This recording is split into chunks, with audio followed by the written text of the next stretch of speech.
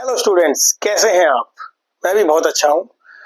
आप अपने एग्जाम्स की अच्छे से तैयारी कर रहे होंगे। All the best for your exam, क्योंकि बहुत ज़्यादा प्रेशर अब क्रिएट होगा। आपको लगेगा कि बहुत प्रेशर है, बट अगर आपने पहले से चीज़ों को पढ़ा हुआ है, टॉपिक्स कवर किए हुए हैं, तो फिर कोई प्रेशर नहीं लगेगा। और प्लीज़ ये ध्यान रखिएगा कि एग्जाम को ना प्रेशर समझ के मत पढ़ो, एग्जाम को इंटरेस्ट लेके पढ़ो।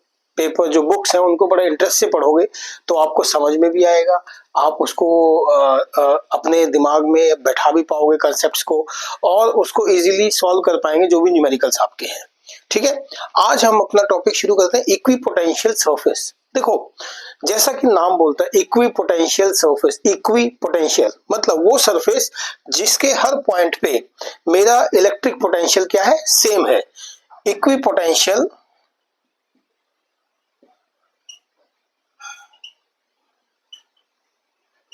मतलब कोई भी सरफेस, मान लो ये है, ये एक इक्विपोटेंशियल सरफेस है, इसके हर पॉइंट पे यहाँ पे यहाँ पे यहाँ पे मेरा जो पोटेंशियल है वो सेम है। ठीक है, अब देखते क्या करते हैं, यानी कि सेम मतलब मेरा किसी भी जैसे मैं एक एग्जांपल मैंने आपको पढ़ाया था कि अगर किसी पॉइंट चार्ज को, किसी पॉजिटिव टेस्ट चार्ज को अगर मैं एक पॉइंट से दूसरे पॉइंट पे लेके आता हूँ, मान लो ए से बी पे लेके जाता हूँ, ठीक है, तो ये मान लो वी ए है और ये वी बी है, तो मेरा वर्क डन क्या होता है, डब्ल्यू ए बी क्या होता है, V B minus V A, ये लिखता हूं मैं, है ना, चेंज इन पोटेंशियल होता है ना। नाउ अगर मैं कहूं कि वी ए और वी बी बराबर है, इसका मतलब डब्ल्यू ए बी जो हो गया वो तो जीरो हो गया। यानी कि जो इक्विपोटेंशियल सरफेस होता है उस पर दो कंडीशन हमेशा याद रखिएगा। पहली कंडीशन कि no work is done in moving a test charge from one point of equipotential surface to other point। इसमें यहां से और यहां पे मैं लेके आऊंगा तो वर्क डन जो होगा वो मेरा जीरो होगा, ये ध्यान रखिएगा। सबसे पहला पॉइंट है, so work done is zero. ये हो गया पहला पॉइंट। दूसरा पॉइंट क्या है कि जो इलेक्ट्रिक इंटेंसिटी, जो इलेक्ट्रिक फील्ड है, वो मेरी हमेशा परपेंडिकुलर रहती है किसके ऊपर, ऑन दैट इक्विपोटेंशियल सरफेस, वो ऐसे रहेगी इलेक्ट्रिक फील्ड। ठीक है, इलेक्ट्रिक फील्ड जो होगी मेरी वो नॉर्मल होगी इक्विपोटेंशियल सरफेस के, is perpendicular to equipotential surface. ये सेकंड पॉइंट आप याद रखिएगा। ठीक है, अब देखते हैं इसमें एक चीज और करके देखते हैं। हमें ये पता है कि d W is equal to E dot d l, ये हमने पढ़ा है ना, ई डॉट डी एल, और E D L cos theta, dot हटा दूंगा मैं। अब थीटा यहां क्या हो गया, 90 डिग्री, बिकॉज इलेक्ट्रिक फील्ड क्या है मेरी, परपेंडिकुलर है। इलेक्ट्रिक फील्ड क्या है मेरी, perpendicular to the equipotential surface है। इक्विपोटेंशियल सरफेस क्या हो गया, जहां पे वो सरफेस जहां पे जिसके हर पॉइंट पे पोटेंशियल बराबर है। ठीक, नाउ अब ये क्या हो गया, ई डी एल कॉस 90, इसका मतलब जीरो। तो यहां से भी प्रूव हो गया कि भाई ये मेरा work done is zero, that is no work is done in bringing a test charge from one point to another point on the equipotential surface। ठीक है बच्चों, नाउ इसकी जो तीन पॉइंट है, जो दो पॉइंट मैंने आपको बताया कि no work done, no work is done. दूसरा पॉइंट, इलेक्ट्रिक फील्ड जो है वो मेरी जीरो रहेगी। ठीक है, तीसरा पॉइंट, ये जो फील्ड लाइंस है ना, ये कभी भी एक दूसरे से टकराएंगे नहीं, एक दूसरे के साथ इंटरसेक्ट नहीं करेंगी। ठीक, इंटरसेक्ट नहीं करेंगे। और तीसरा पॉइंट क्या है कि equipotential surface are closer in the region of strong electric field. अब जैसे ये एक ही लाइन में ऐसे भी चलती जाएंगी, इक्विपोटेंशियल सरफेस पे इलेक्ट्रिक फील्ड मेरा 90 डिग्री पे होगा इस तरह से। ठीक है, जैसे हमने वो पढ़ा था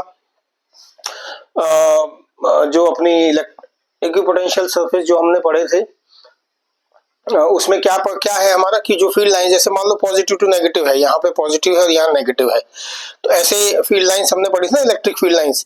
सिमिलरली इलेक्ट्रोस्टैटिक पोटेंशियल भी इसी तरह से मूव करेगा, और उनके अपने कोई भी लाइन इंटरसेक्ट नहीं करेगी, और उनका एक बीच में डिस्टेंस रहेगा जो गैप मेंटेन रहेगा। ठीक है, ये है मेरा इलेक्ट्रो इक्विपोटेंशियल सरफेस के बारे में। अब हम अपना नेक्स्ट टॉपिक शुरू करते हैं, जिसका जो कि हम एक रिलेशनशिप निकालेंगे इलेक्ट्रिक फील्ड, इलेक्ट्रिक इंटेंसिटी और इलेक्ट्रिक पोटेंशियल के बीच में।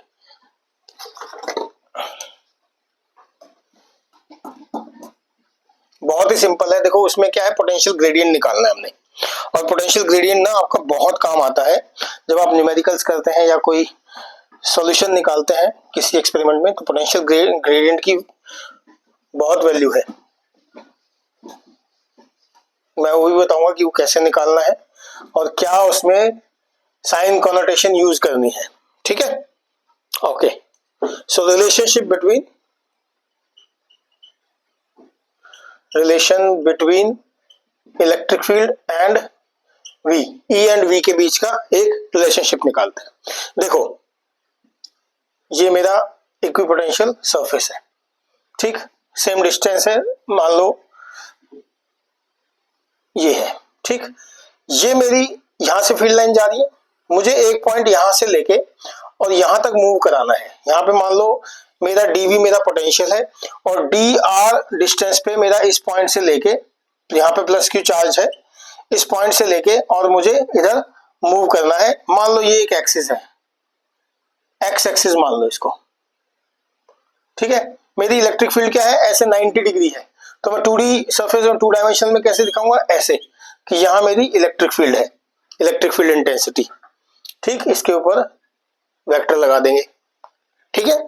नाउ अब ध्यान से सुनिएगा कि मेरा जो वर्क डन होगा in moving the test charge, this test charge will be, मेरा वर्क डन क्या हो गया, माइनस क्यू डीवी। माइनस का मतलब क्या है, नेगेटिव साइन का मतलब क्या है कि जो पोटेंशियल है वो इलेक्ट्रिक फील्ड की डायरेक्शन में डिक्रीज हो रहा है। पोटेंशियल जो है वो इलेक्ट्रिक फील्ड की डायरेक्शन में डिक्रीज हो रहा है। और मुझे ये भी पता है, ये तो मेरा वर्क डन हो गया डीवी की फॉर्म में, मुझे ये भी पता है कि W is equal to F dot d s, ठीक है। अब यहां ds की जगह क्या लिखूंगा, dr, क्या हो गया, f डॉट dr, ठीक है। f डॉट dr हो गया। और f की वैल्यू क्या है, f की वैल्यू क्या है यहाँ पे, f क्या होता है बताओ, f क्या होता है, f और e के बीच का रिलेशनशिप क्या होता है, f by q is equal to e, पता है, याद आया आपको किसी को, और I can write f is equal to q E, यहां पे रख दूंगा W is equal to q E dot d r, ठीक है, q E dot d r, यानी कि q E d r cos theta, ठीक है, q E d r cos theta. अब देखो ये पहली इक्वेशन ले लो, ये दूसरी इक्वेशन ले लो, अब दोनों को बराबर करो, दोनों को इक्वल करेंगे तो क्या होएगा, minus q d V is equal to q E d r cos theta. ये q से q कैंसिल हो गया, और ये e कॉस थीटा क्या है, एक कंपोनेंट है। अब इसको कैसे लिख सकते हैं, minus d V by d r is equal to E cos theta. E cos theta किसका कंपोनेंट है, इलेक्ट्रिक फील्ड की, ठीक है। दो कंपोनेंट होते हैं ना, एक इलेक्ट्रिक ई साइन थीटा, एक ई cos theta. So can I right कि on this axis, x axis, ex is equal to minus dv by dr। अच्छा ये जो माइनस dv by dr है ना, this is potential gradient, this, ये जो minus dv by dr है ना, ये मेरा पोटेंशियल ग्रेडियंट है। तो इलेक्ट्रिक फील्ड इंटेंसिटी, इसको मैं माइनस ऑफ पोटेंशियल ग्रेडियंट लिख सकता हूं। बहुत ही सिंपल है, बहुत ही सिंपल। आपको बस इतना ध्यान रखना है कि जो इक्विपोटेंशियल सरफेस है उस पे इलेक्ट्रिक फील्ड मेरी 90 डिग्री है, एक वर्क डन है माइनस क्यू डीवी, दूसरा वर्क डन मेरा जो होगा इस इलेक्ट्रिक फील्ड की वजह से होगा, एक वर्क डन तो पोटेंशियल की वजह से हो गया जो यहाँ पे है इलेक्ट्रिक इक्विपोटेंशियल सरफेस का, एक वर्क डन जो है वो इलेक्ट्रिक फील्ड की वजह से है, वो है मेरा एफ डॉट डी आर। इस चार्ज को यहां से यहाँ मूव कराने के लिए जो फोर्स है उसका work done in moving this test charge. F की वैल्यू आपको पता है, वैल्यू रखा सीधा आपने और इन दोनों को इक्वल कर दिया, पॉइंट इक्वेशन 1 और 2 को, यहां से मेरा पोटेंशियल ग्रेडियंट निकल के आ गया। मैं इसको ऐसे भी डिनोट कर सकता हूं कि E is equal to mode में is equal to dv by dr, ठीक। माइनस यहाँ आ जाएगा dV बाय dr, ऐसे dV by dr which is equal to minus of potential gradient.